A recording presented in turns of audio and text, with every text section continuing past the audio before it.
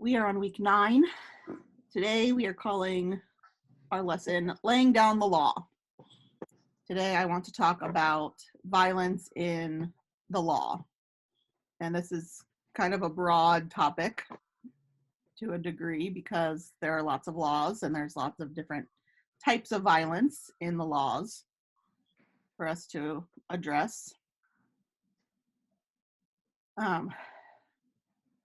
But I want to just kind of think generally about this idea of, what does it mean when there are violent acts prescribed by God, by using just some examples so that we can take a little bit of time to look into this.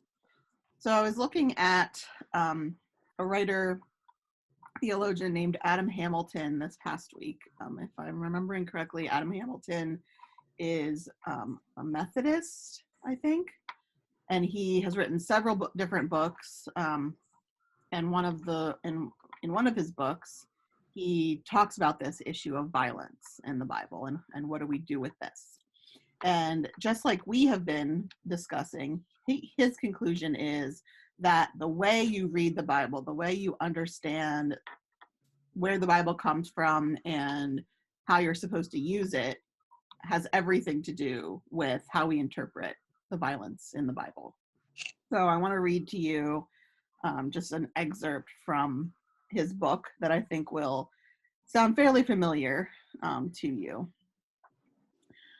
He says, if we understand the Bible as having been essentially dictated by God, then yes, we have no choice but to accept what is written as accurately describing God's actions and God's will.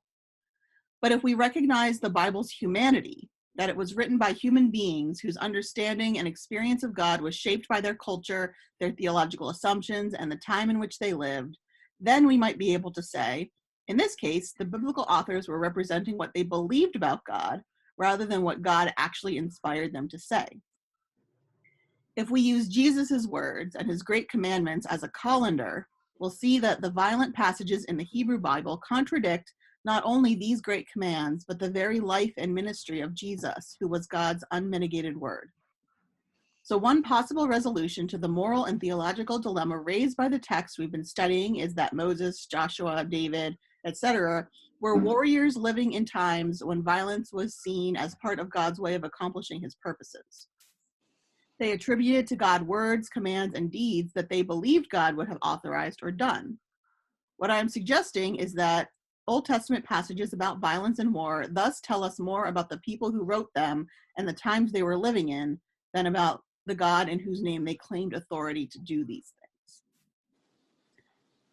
And so this, what Adam Hamilton is saying here is pretty common. The idea that we don't want to read the Bible literally because it helps, or as a book that fell out of the sky, because it then causes all these problems.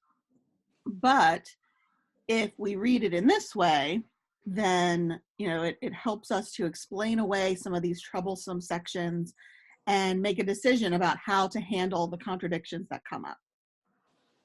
So, on its face, this is not a bad method, not a bad solution. But I think that, at least for me, this is not a satisfying solution. Because what this does is allow us to explain away any parts of the Bible that we don't like. We can just say, oh, well, this is part of the cultural context. And so we don't need to follow this particular law or pay any attention to this particular story. It doesn't apply to us today.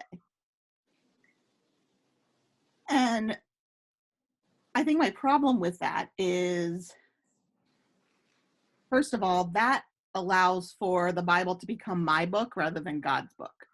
I get to decide what is and is not relevant to me today. Who gets to choose, which passages are just, the cultural trappings of the time and which ones are still relevant and binding for us today? Who gets to make those decisions? In some churches, it would be, the Pope or the bishop or whoever. In other churches, it would be the individual reading the Bible on their own time. But in either of those cases, that makes me uncomfortable. The other question that I would have to that kind of solution would be, if these things are no longer relevant, if these things that are areas of the Bible that I can ignore, I can dismiss, then why are they in there? I don't believe that the Bible fell out of the sky. I don't believe that God just, one day handed this book off to someone, and from then on it was what it is. I believe that the Bible developed over the course of generations and centuries and even maybe millennia. But I do believe that the Holy Spirit was involved in that development. I believe that God guided the formation of our canon as we have it today. Yes, you can say that there was a collection of people who got together in the 300s AD and decided what the Christian church's canon was going to look like. Which books are we going to keep in and which books are we going to leave out? That historically happened. But you can also believe, along with that historical, fact, that God was present there and helped to guide the decisions that were made so that what is in our Bible is of some kind of value to us. And so if we take some of these more challenging passages and just say, well, I don't like that, and so I'm going to dismiss it, or this is not the God that I know, and so I'm going to dismiss it, or this is clearly just a cultural thing, and so it doesn't apply to me today, so I'm going to dismiss it. If you do those things, then I think we're missing out on something important. First of all, I think we're missing out on allowing God to tell us who God is rather than us making that decision for ourselves. And secondly, I think it prevents us from learning from these passages, because if these passages are still in our Bible in the year 2020, there's a reason for that. God wants us to have these passages.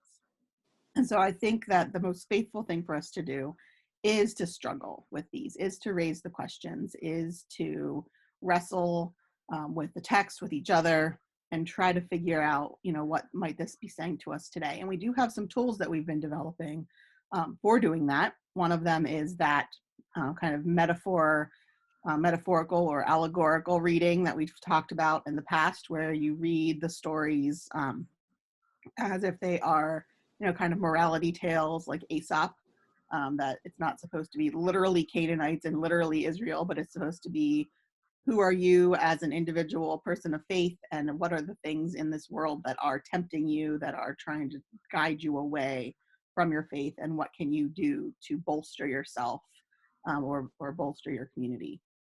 But with the law, it's a little bit more challenging, because the law is a dictate. It's written in the an imperative voice. This is what you must do. This is what you must not do. And so on its face, it seems very much, like a bald, this is how it works. But then that becomes challenging because of all the violence that is prescribed there. So what I want to do today, there are, tons and tons of laws. There are 600 and I want to say 612 laws, I think it is, that people of Jewish faith have determined are separate laws. So obviously we can't look at all of those today, but I want to look at Deuteronomy chapter 21. And the reason for that is because Deuteronomy chapter 21 is the beginning of what is called the miscellaneous laws section of the law. So we've got sections of the law that make sense, that they kind of go together. But then we get to this section where they didn't really know what to do with these laws or where to put them. And so it's kind of the last chapter, we categorized and put all these things together, but we've got these extra ones and we don't know what to do with them. So we're just going to throw them on at the end. And I think what's helpful about that is that by reading this one chapter, we can kind of get at all of the different angles, all of the different forms of violence that exist within the law, or at least many of them, and kind of address some of this different stuff all in all in one chapter, rather than bouncing around or reading all 612 laws all at once and trying to deal with just too much information. So what I'd like to do is go through each of these sections and see what we might be able to glean from them about how we're supposed to read the law, and what we can learn from the law, and what are some of the challenges that come with the law. Sound good to everybody? Any questions about anything I've said so far? Hi, Pat. How are you? Good. Hi. All the bags ready to go? Yeah, we had a little powwow to try to figure things out. We're starting up next week, so. Oh, good. All right. So let's dive in. So we're in Deuteronomy chapter 21, and we're going to start with verses 1 through 9. So whoever would like to read that may have at it. I'll read it. All right. All right. Says atonement for an unsolved murder. If a man is found slain, lying in a field in the land the Lord your God is giving you to possess, and it is not known who killed him, your elders and judges shall go out and measure the distance from the body to the neighboring towns. Then the elders of the town nearest the body shall take a heifer that has never been worked and has never borne a yoke, and lead her down to a valley that has not been plowed or planted, and where there is a flowing stream. There in the valley they are to break the heifer's neck. The priests, the sons of Levi, shall step forward, for the Lord your God has chosen them to minister and to pronounce blessings in the name of the Lord, and to decide all cases of dispute and assault. Then all the elders of the town nearest the body shall wash their hands over the heifer whose neck was broken in the valley, and they shall declare, our hands did not shed this blood, nor did our eyes see it done. Accept this atonement for your people Israel, whom you have redeemed, O Lord, and do not hold your people guilty of the blood of an innocent man. And the bloodshed will be atoned for, and the bloodshed shall be atoned for. So you will purge yourselves the guilt of shedding innocent blood, since you have done what is right in the eyes of the Lord. All right. So what do we think about this one? Have we done this ritual lately? Anybody find any dead bodies in the countryside lately and measure to the nearest town and Snuffed out a calf. So that's kind of like figuring out whose jurisdiction it's in? Yes. Okay. Yes. So this is understood to be a ritual that is very old and very commonly used in the ancient Near East, and was probably originally intended as an attempt to avoid blood feuds. So if your loved one was found dead out there in the countryside, you might feel that you need to exact vengeance on whoever did this. And so you might go to the nearest town and kill somebody, and then they'll, get upset with you and come after you, and, it'll go on and on and on. And so it is probably probable that this was originally intended to avoid that there is something you can do besides get angry and lash out irrationally. You can participate in this ritual of absolution. But I think it's interesting because who is it in this passage that asks for God's forgiveness? Are we asking for God's forgiveness on behalf of the person who committed the murder?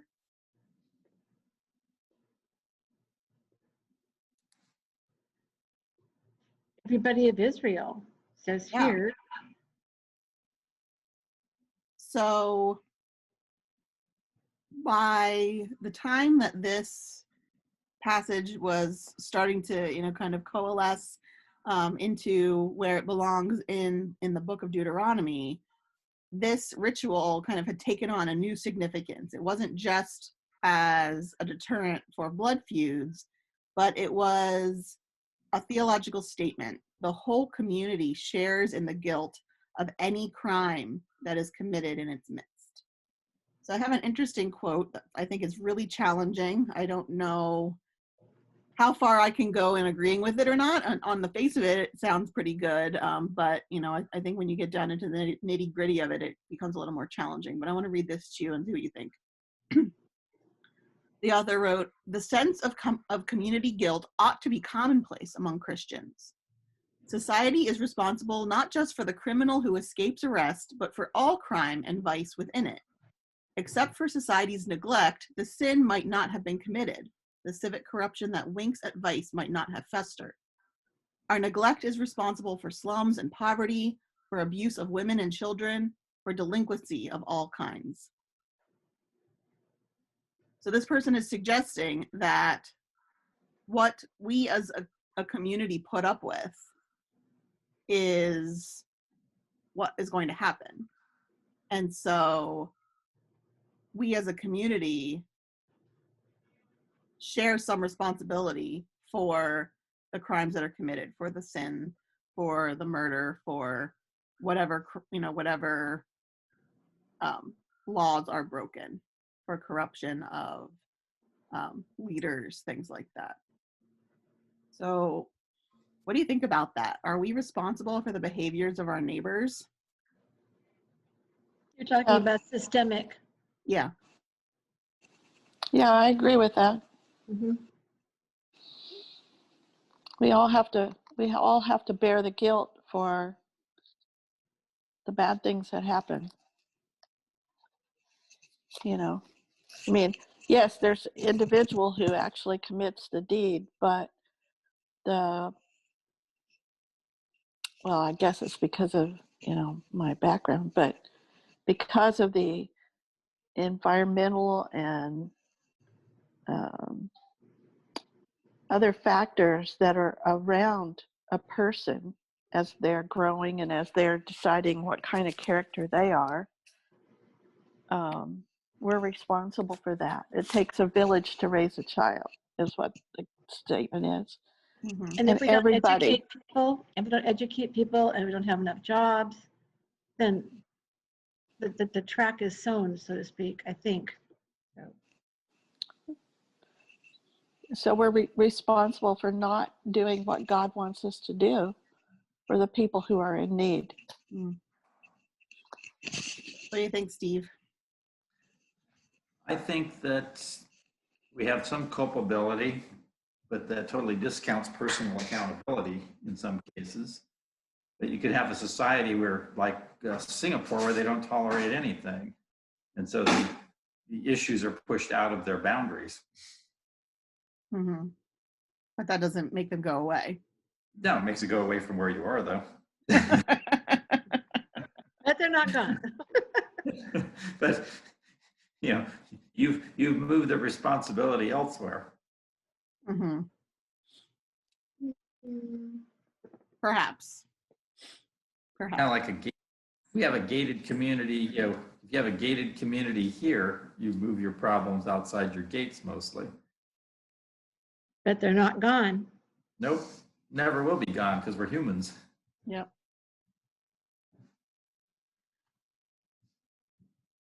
Doesn't there have to be a balance between personal responsibility and, Societal. yeah, like, I was just thinking, okay, so one of my neighbors shoots their wife. So I guess as a community, maybe we should have realized there were some problems, or maybe we wouldn't have. But I don't know, is it my fault that person made that decision? Extreme example, but. No, but I think it's a good question because, we don't have that kind of close connection with people. I mean, if my next door neighbor shot his wife, I probably wouldn't even know about it because we don't know their names. We don't talk to them. They are very standoffish if I do try to approach them. And so I've kind of let that go. But if I had gone out of my way more to try to get to know them, if I had been more neighborly, if I had, kind of been more intentional about forming that community, then could I have noticed something? Could I have said something? Could I have prevented that? I think those are all questions that, in this hypothetical situation, if I'm being honest with myself, I would need to ask myself. But I think we are more apt to make those excuses, to say, well, of course I'm not responsible for that. That person made that choice and I'm not in charge of that person, what they do and don't do in a day. And we're not really that close. Just because we live next door to each other doesn't mean that we have to be friends and, be all up in each other's business all the time. So it's hard because there's I can see both sides. But I think that there is a certain level of community responsibility that as Christians we are called to kind of a higher level of response and acceptance of that responsibility, because even Jesus accepted some of that responsibility in terms of what are my neighbors, what is my responsibility to my neighbors. And I think we have more responsibility to our neighbors as Christians than people who aren't. Does that mean that we do it right? Of course not. I'm not going to get to know those neighbors now that I've talked about that and felt bad about it, because they kind of freak me out a little bit. I think they might be stealing drugs out of their basement or something, but I can know, that relationship is not correct. It's not the way that God intends for that relationship to be. And I can be aware of the violence that I am doing to my neighbors, to myself, to my children, as they watch me not interact with my neighbors, and I create that example for them to grow up and get their own house and not be friends with their neighbors and talk to their neighbors. And I can try to balance that. I can try to figure out how am I going to respond to this knowledge. Maybe not by getting to know those neighbors, but maybe by talking to my kids about why I don't talk to them and how I maybe could potentially talk to them, that kind of thing. Well, it's important also to evaluate your safety. Right. And what makes us individually feel safe. That has to fold into our decision making a little bit, I think. Yeah, we had a minister a number of years ago who posed the question like, why didn't we just go down on the street and bring people home for Thanksgiving dinner? Mm. And I really don't want to go down and just bring home everybody from under the bridge to my house for dinner. And I feel bad about that. Still don't want to do it, but I've been thinking about it now for 15 years. Yeah. Because it seems like that's what Jesus said we should be doing. I thought of all kinds of excuses, but I'm still not doing it. So Yeah. Whenever it's raining and I see somebody walking and I'm driving by in my big SUV that has all these empty seats in it, I think, gosh, it would be really easy for me to pull over and ask that person where they're going and take them there. But I've never once done it. I did that once. And I sat there thinking, why have I done this? I think the gal I picked up was nervous about me as well, but it turned out okay. I don't know why I did it, but anyway, we're okay. We're fine. But it was an odd moment. Oh. But I think and I'm not trying to make excuses and make light of this, but I think awareness of the ways in which we fall short is the first step. And not to say, well, if I'm aware that I'm falling short in this way, then now I've got to turn around and start doing the complete opposite of what I've been doing, because, like Pat said, there are all kinds of things to consider and ways that you have to weigh these decisions. But I think if we live our lives in denial about our responsibility to our communities, our responsibility to each other, then that's doing violence in a secondary level. Then there's the violence of the bad relationship and the violence of your own denial of the realities of who you are in your situation, and that only hurts you, that part. And we're all good at different things. That's for sure. Some I am not people good at are stopping better a at reaching predator out to to pick their people weird up. neighbors than others.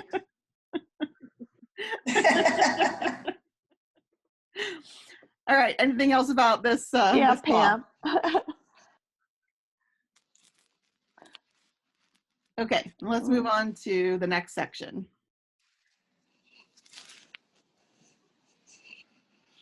I guess we don't have any animal lovers in our group here because nobody brought up how come a cow has to get its neck broken for this. I was feeling pretty bad for the heifer. Yeah. Took it to a nice place. It's all happy, and then wham. Never had to work a day in its life, and It's interesting. It's like that virgin idea, So the what? the virgin idea, the unspoiled one. Oh, yeah. So, The representation of the wasted opportunity, the wasted investment. If you've got a heifer, it's not a calf anymore, so it's old enough that it could start being of value to you, but instead now it needs to represent this wasted life, the wasted opportunity of the person who was murdered. so then is that a way to demonstrate the value you have on this dead person and what you're doing about it? I think Did you so. have- I think you that's the sacrifices- purpose of it. Yeah. I think the Okay. purpose is to say this dead person, whether or not you knew them or they were from your community, had value in his or her life, and we need you to feel the loss of that.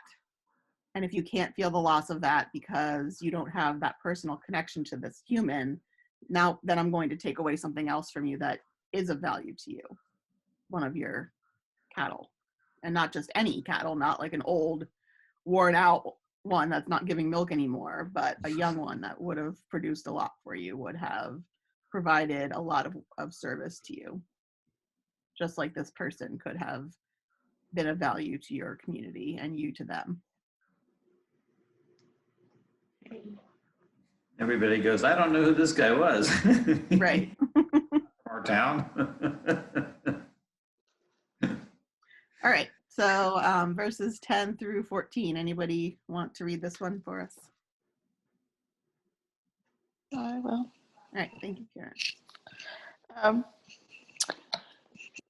When you go out to war against your enemies and the Lord your God hands them over to you and you take them captive, suppose you see among the captives a beautiful woman whom you desire and want to marry, and so you bring her home to your house. She shall shave her head, pare her nails, discard her captive's garb, and shall remain in your house a full month, mourning for her father and mother. After that you may go to her and be her husband, and she shall be your wife. But if you are not satisfied with her, you shall let her go free, and not sell her for money. You must not treat her as a slave, since you have dishonored her. All right.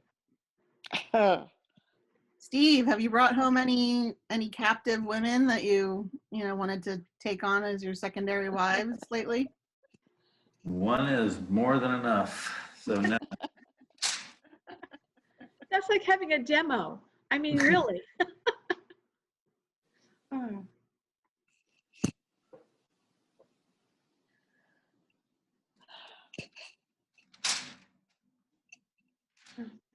this is So, you probably gathered this, but this is actually incredibly liberal, this law. the idea that you give a woman a month to mourn, to adjust to the changes that have taken place, is radical, an idea. The expectation is that if your people are conquered, if your husbands and fathers and sons are killed in battle, then you should expect immediately there will be lots of raping, there'll be lots of pillaging, and then you'll be taken into slavery. So the idea that a woman is given this space, she's asked to perform these rituals of, kind of symbolically purging and purifying herself of her prior life, probably of her prior religion, because we've talked about the importance of that, ritual purity.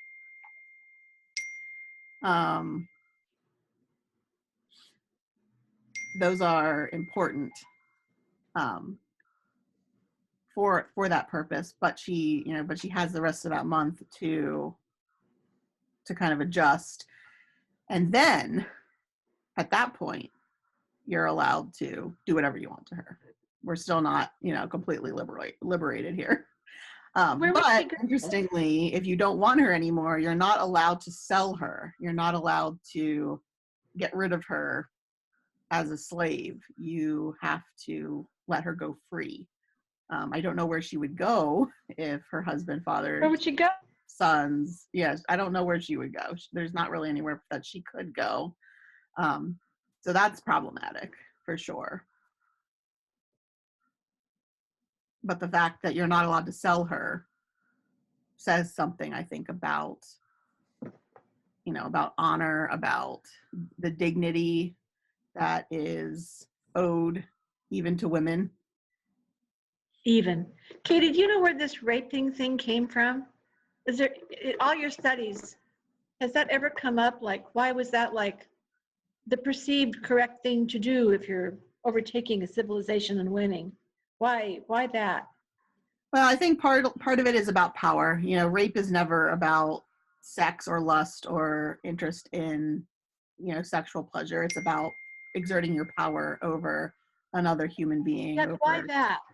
I mean, I get that, but it just seems when you get right down to it, why that? Maybe they couldn't take away their microwaves, and so they did that because it was earlier. I don't know. No, well, I mean, that's still the way. You don't just take away somebody's microwave. You show them that they have no power, that you control them completely, that you can do whatever you want to them. I think probably also the raping at this time would also have to do with the continuation of that tribe, that people. Because if you're a woman, and they didn't, of course, understand, how procreation worked, and so they believed that, if they put their seed into that woman, then their seed would cook in her oven, and then now you don't know if that child that's born is born of these invaders, these conquerors, or of your own people. So it kind of undermines the genealogy. It introduces, again, this power. I am destroying your future. You now have no progeny. I've killed off all of your sons, and any new sons that are born are mine, not yours. I think it has to do with some of that too. Sounds like the lion pride. I don't know. Well, we are mammals. Yeah. I like to think that we're better than that, but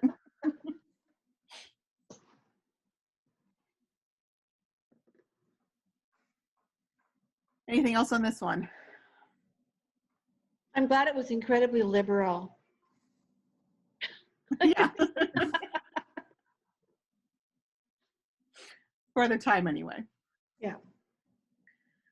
All right, here's some more about awkward relationships, verses 15 to 17. Can I read it? Sure. Okay.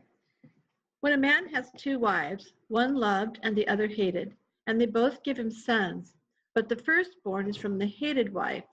At the time he divides the inheritance with his sons, he must not treat the son of the loved wife as the firstborn, cutting out the son of the hated wife, who is actually the firstborn. No, he must acknowledge the inheritance rights of the firstborn, the son of the hated wife, by giving him a double share of the inheritance. That son is the first proof of his virility. The rights of the firstborn belong to him. Does So, that yep. Okay. To me, this one sounds extremely passive aggressive, as one of those, you know, kind of side pokes at Jacob. You remember Leah and Rachel? It's very, so if a man has two wives and he really hates one of them, but that one's the one that gives him a firstborn, he really shouldn't give preferential treatment to the son of the one that he liked, because, you know, that's going to result in all kinds of problems. So it's interesting, you know, we look at laws like this and stories like Jacob and Leah and Rachel, and if you're reading literally, like many denominations are wont to do, then what that says is, well, polygamy is okay, because there's no questioning of it. It just is there. It exists. It's a thing. But if you look a little closer at examples of polygamy in the Bible, polygamy is understood to exist. It's a thing. We, you know, are accepting that that it's there, but it's always treated as an occasion for trouble, a situation in which there's probably going to be some kind of problem. And whether it's within a story where there is trouble, or whether it's within a law where it, you know, describes the likelihood of trouble, I don't think that the Bible particularly likes polygamy. It accepts that it exists, but I don't think that it particularly likes it. But this one is not actually supposed to be about the relationship with the wives. It's supposed to be about the relationships with the sons, with the children. And again, like the one before it, this law is incredibly liberal in terms of, you know, giving voice to children who don't typically have a say, suggesting that children need to be treated with respect, suggesting that children being disappointed, being discriminated against, is just as wrong as discriminating against an adult, or even worse, because God has placed this child, God's child, into the care of the parent, and the parent is doing wrong by the child.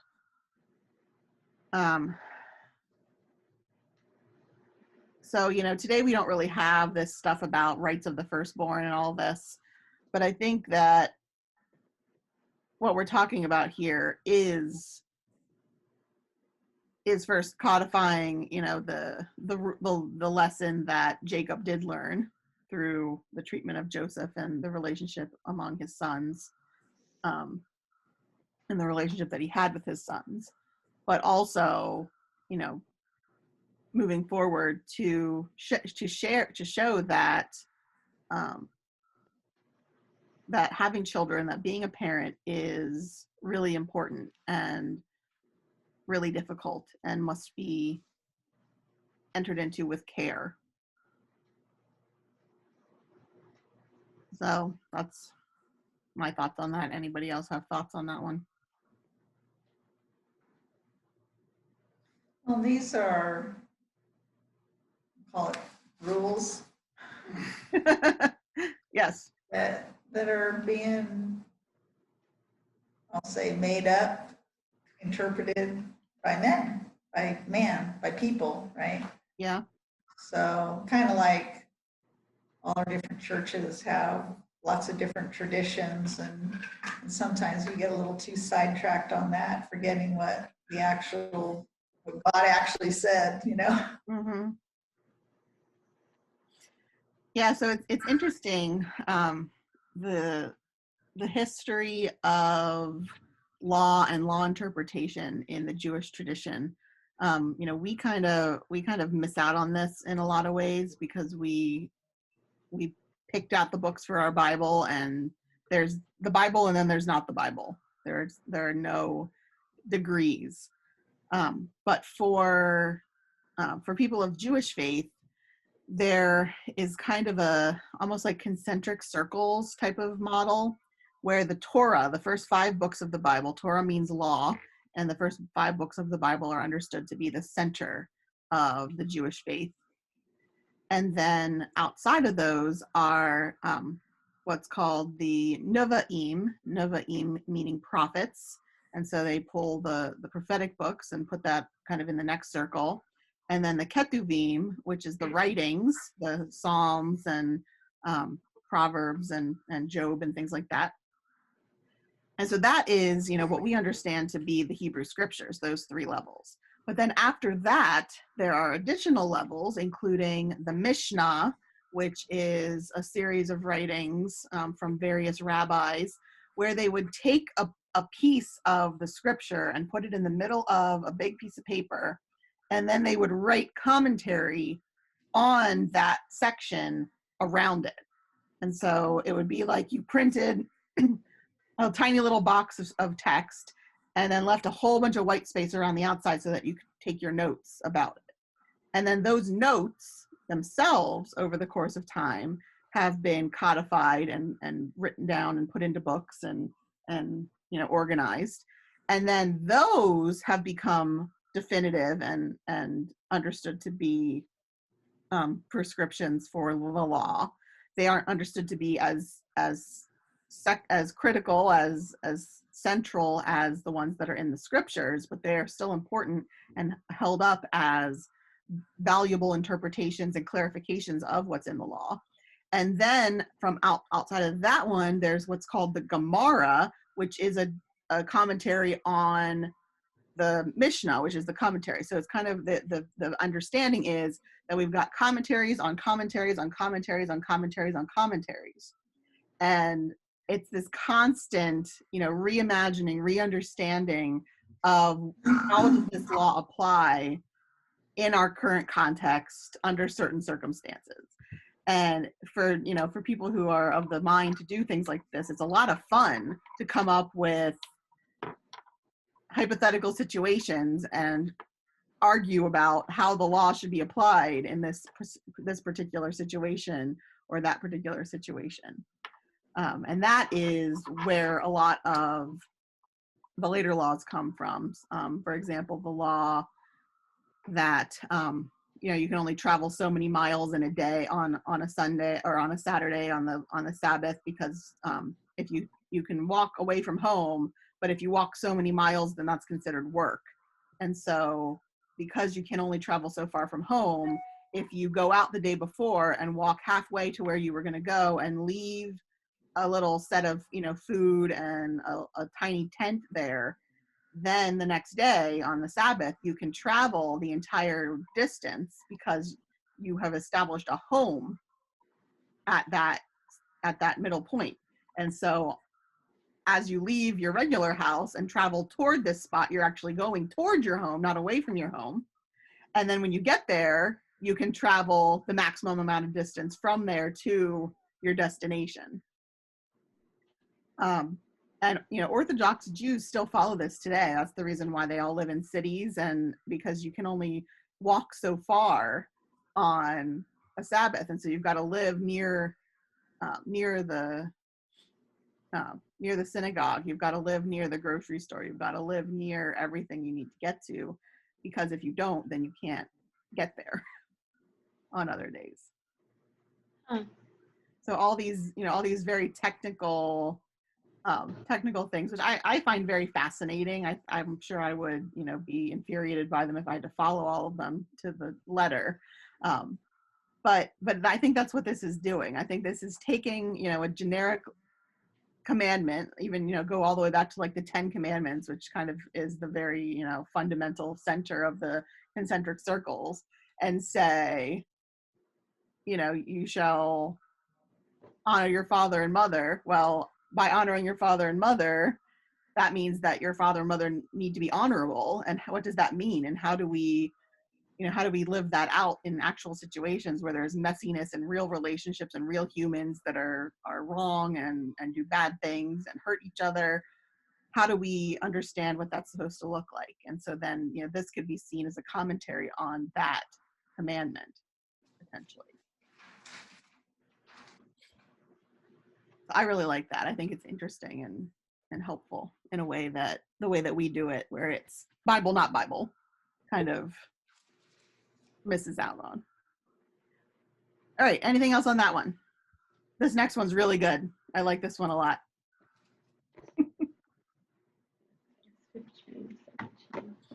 Pat, would you like to read 18 to 21 for us? Sure.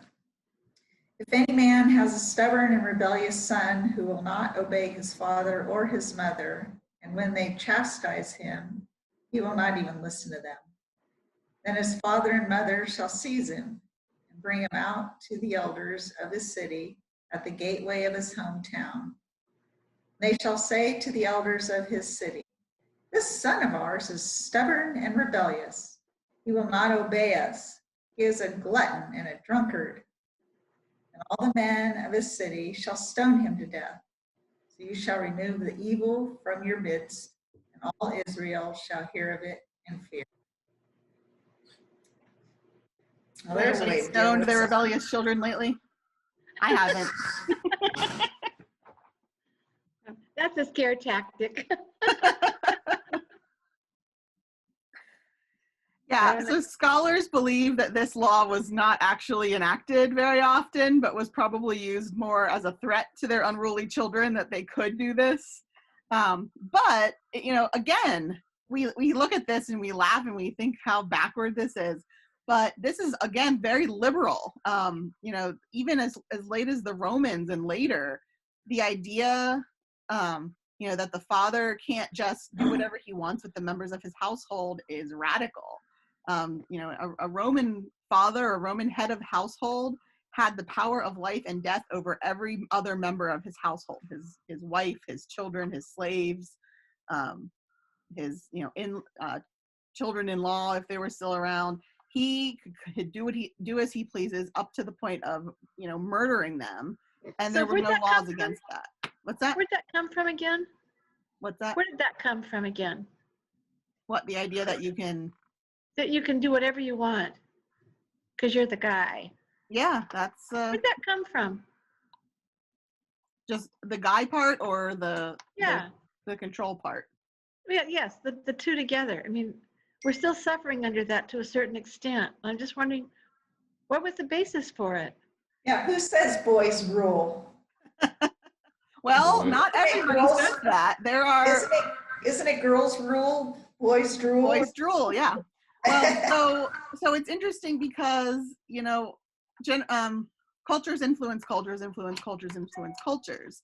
But there are cultures in the world. There are tribes that are fairly isolated, or intentionally did not interact and assimilate with the cultures that they encountered, especially in the islands of the Pacific and in certain Asian countries where there's deep jungles and things like that. There are cultures where the women are, the matriarchs are the most important figures. That the idea of the lineage is traced through the mother rather than through the father. That the women control the culture, and so it's not a universal thing that men would kind of control everything. But it kind of is in our universe. So Yes, that's but kind of where our in universe came from. our world, it goes all the way back, and I think it has to do with what do we emphasize? What do we put value in? And the idea of the warring nation, the value of getting more land and more control of and more power and those kinds of things, having those be the center of our values is going to naturally lead to men having more power because they are typically physically more powerful, just because of their physiology. And with hormones play a part in it too. Testosterone results in more aggressive behaviors, often, things like that. And so it really depends on what the values of the culture are, whether or not they are going to lift up the feminine or the masculine over one or the other, or try to find that balance. It's between the interesting. I two. just got through reading D-Day Girls, which is about women that went into France before D-Day to do espionage. And even though they did these incredible things when they got back home after the war was over, the British didn't really value them all that much. And French women couldn't vote till 1946. There were all these little tidbits there that I thought, whoa, that's just kind of amazing. Mhm. So it all seems to like come in a line, and it kind of starts with what we're talking about here. So Mhm. Yep, it does. Yeah, so I think that's everything for that one. I kind of like too, these are called miscellaneous laws, but if you put the section on the inheritance verses 15 to 17 next to this one, 18 to 21, about rebellious children, it kind of puts everything in a nice order. It's about the stability of the family. It's about the basic, unit of the community life. The parent's duty to the child matches the child's duty to the parent. The importance of the father, for example, treating the son with what is his due, with the correct balance, with making sure that he is fulfilling his obligations to that son, will hopefully be more effective than threatening him with this law.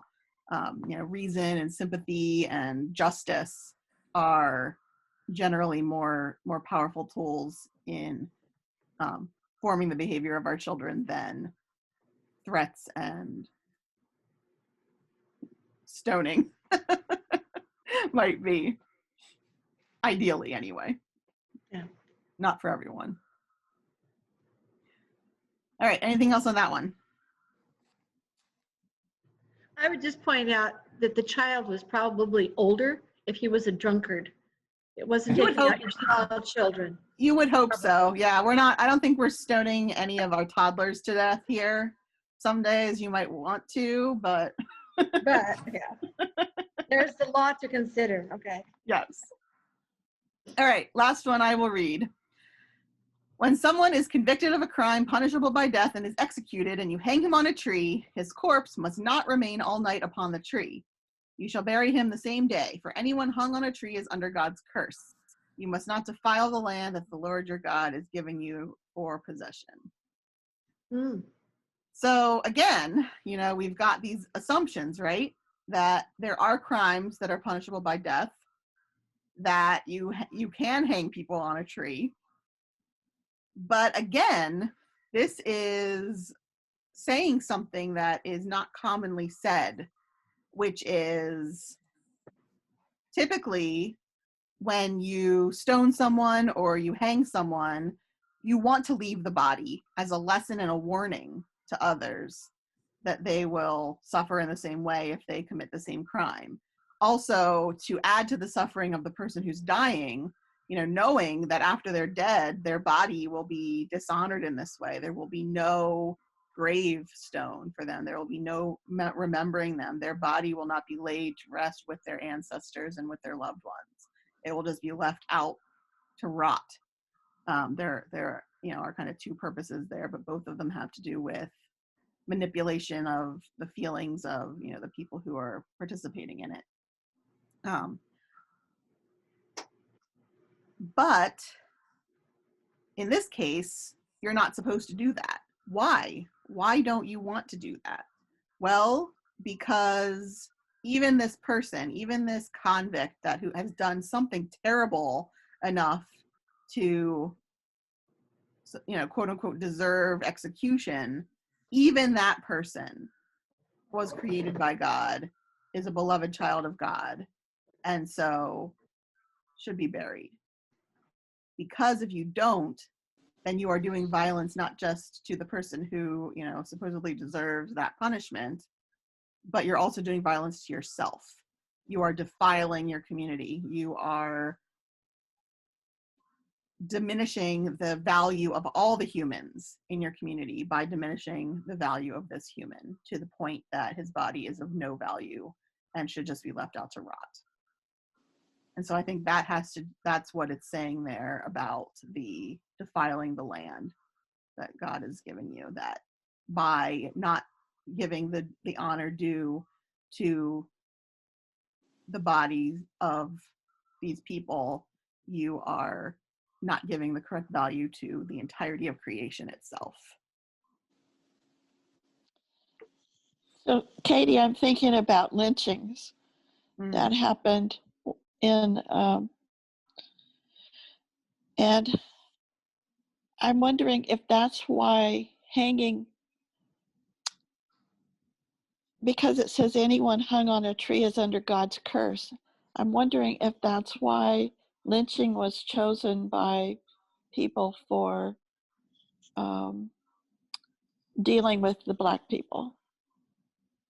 That's very possible. I haven't looked That into it was an extra insult. Yeah, that's very possible. That's not something that I've ever looked into or you know, done any research on, but certainly that makes sense. You know, the most famous hanging in the Bible is one of the death stories for Judas.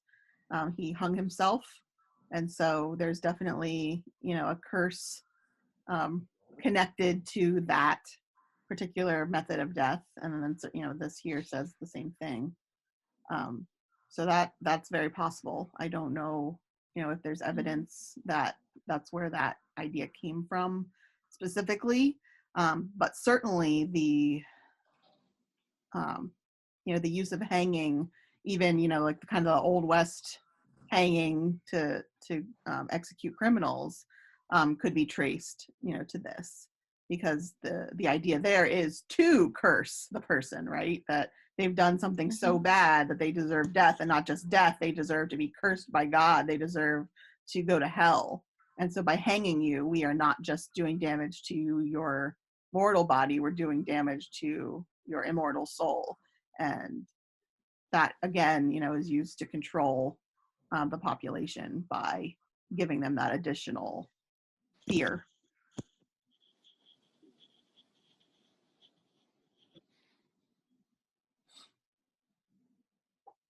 That's interesting that you mentioned fear, because we were watching Nova last night, you know, and how fear is part of nature's way of controlling things. Mm-hmm. Yes, if you haven't seen that one, it's really kind of interesting. It's on Nova, so. Fear is a powerful tool and can be Yeah. used as a powerful weapon, for better or worse. I'd never thought about it being better, so it was kind of a novel concept last night.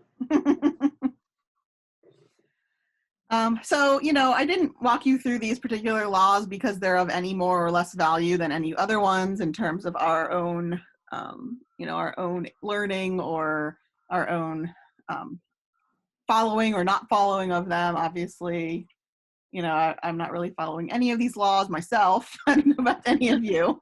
But the point being that, you know, when we read them on their face, it's very easy to say, well, these are of no value. Let's just dismiss them and move on to something more important and more valuable.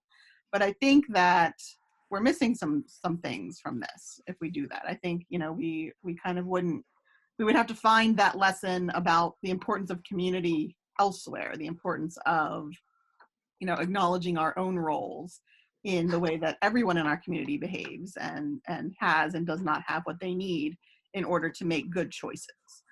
We would miss out on this reminder that relationships within families are of crucial importance for the development of the children and for the you know, the structure of our society. We would miss out on the reminder that all life is of value. And so when we are asked to put to death a cow, that is representative of the immense value that has been lost because of the person that was killed. Even though we didn't do it ourselves, we are asked to remember and to feel that pain that God feels on behalf of that person. So all of these things are things that we can get, just from a random, like I just picked a random one from the miscellaneous chapters. We could have done chapter 22 or 20 or any of the other ones around there. But I thought this one would, kind of give us some different ideas to look at. And so anytime you're reading the law, whether it's in Exodus or Deuteronomy or Leviticus or, in the New Testament, and it seems odd, there are assumptions that are made, like the story about the Pharisees trying to trick Jesus in relationship to in the resurrection, who is this woman going to be married to, because she married all these brothers. Jesus does not allow that to distract him. He gets to the heart of the matter, and I think that's what we are supposed to do too with the law. Not ignore it, but also not let it bog us down too much, but also keep that violence theme in mind and try to understand, how is it that we are doing violence, maybe not by actually murdering someone, but how are we participating in that violence, and what can we potentially do to change that. Wow. So, any final thoughts today? Thank you. Thank you. What's the theme title for today? Laying down the law. Thanks. And then her subtitle was Violence in the Law. So, yeah. Yes. So, next week we're going to talk about sacrifices, animal sacrifices, and see what we can come up with that. So we'll get to talk a little bit more about those poor cows and what did they ever do to deserve this. Yeah. We got a foretaste today of the heifer. Yes, poor heifer. All right. Well, if there is nothing else, then I will let you all Okay, go. one quick question, Yes, Katie. yes. Could they use the heifer for anything? Like, could they have a barbecue that night, or did it have to just be buried? It depends. It depends on the situation. So this one didn't tell you exactly, but certain sacrifices we'll get into that have to be burnt. Some parts of it can be shared by the priests. Some parts of it can be shared with the whole community. Other times the entire thing has to be burned up and nothing remaining. Other times it has to be left as a representation. Probably in this case, it would be left as a symbol of the waste of life. That's the 625 other laws. Yes. Okay. So we'll talk about some of those next week as they relate to sacrifice. There are different kinds of sacrifices and different reasons for those sacrifices. So we'll talk about some of that next week. Thanks again. Bye. All right. Thanks all. Have a great week. Bye. Right. Bye-bye.